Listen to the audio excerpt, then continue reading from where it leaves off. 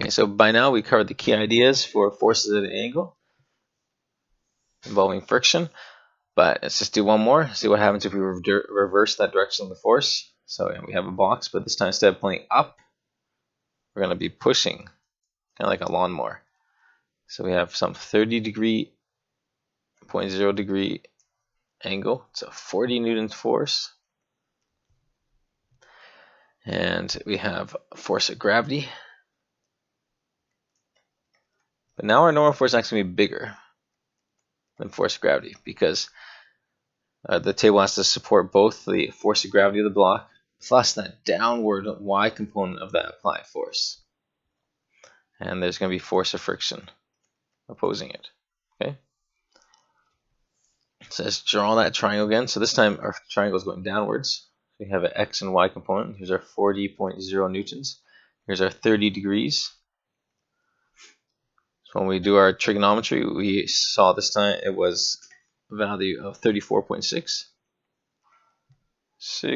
Let's add one more digit, newtons, and this was 20. So instead of pulling upwards with 20 newtons, it's going to be pushing downwards with 20 newtons. So if we look at the y direction, we have sum of the forces in the y direction. It's going to equal to 0. It's not accelerating up or down. And we have normal forces up, but both that Fay and the force of gravity are down. So that's why I put the negatives. So you see our normal force ends up being the sum of Fay plus force of gravity. So Fay was 20.0 newtons, plus force of gravity was 98.1 newtons.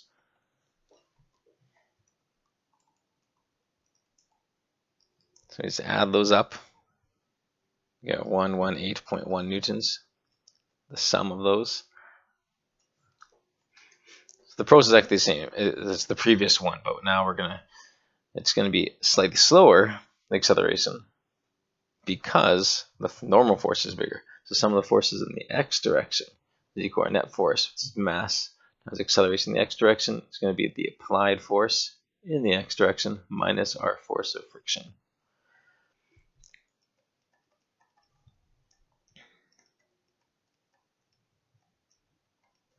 So our coefficient is 0.200, and our normal force this time is 118.1 newtons. Again, because force of friction is equal to the coefficient times our normal force.